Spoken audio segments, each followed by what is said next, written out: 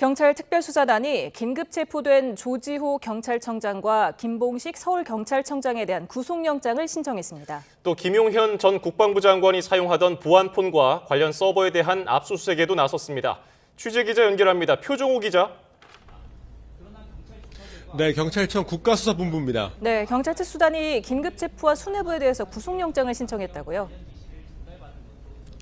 네, 경찰 특별수사단은 내란 혐의로 긴급 체포된 조지호 경찰청장과 김봉식 서울청장에 대한 구속영장을 신청했습니다. 특별수사단은 조 청장과 김 서울청장이 국회에서 한 발언과는 달리 비상계엄이 발령되기 수시간 전에 윤석열 대통령과 김용현 전 국방장관을 만나 비상계엄과 관련한 내용을 전해들었다고 설명했습니다. 조 청장과 김 서울청장은 비상계엄이 선포되기 3시간 전 안전가옥을 방문해 윤석열 대통령을 만난 것으로 확인됐는데요. 이 자리에서 윤 대통령으로부터 계엄 선포 이후 장악해야 할 대상 등이 담긴 지시문건을 건네받은 것으로 전해졌습니다. 또 계엄령 선포 이후에는 윤 대통령이 조 청장에게 직접 전화해 주요 국회의원들을 체포하라는 취지로 지시한 것으로 알려졌습니다. 하지만 앞서 국회에서 조 청장은 비상계엄 선포를 언론을 통해 처음 알았고 계엄 전 대통령실 연락을 받고 4시간가량 경찰청에 머물렀다고 진술했는데요. 경찰에서는 그동안의 주장과 다른 진술을 한 겁니다.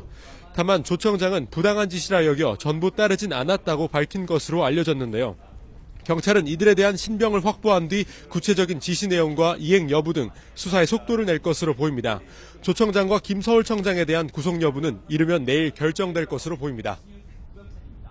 예, 그리고 경찰이 김용현 전 장관이 쓰던 보안폰에 대해서 강제 수사에 나섰죠?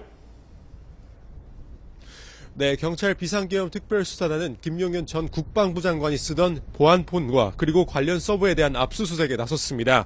계엄 사태 핵심 증거물인 도청 방지 프로그램이 설치된 보안폰과 통신 내역이 담긴 서버를 확보하기 위해서입니다.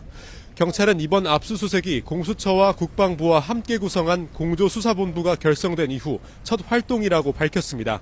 경찰 특수단은 이와 함께 합참으로부터 계엄사령부 관련 자료를 임의 제출 방식으로 받았습니다. 지금까지 경찰청 국가수사본부에서 YTN 표종호입니다.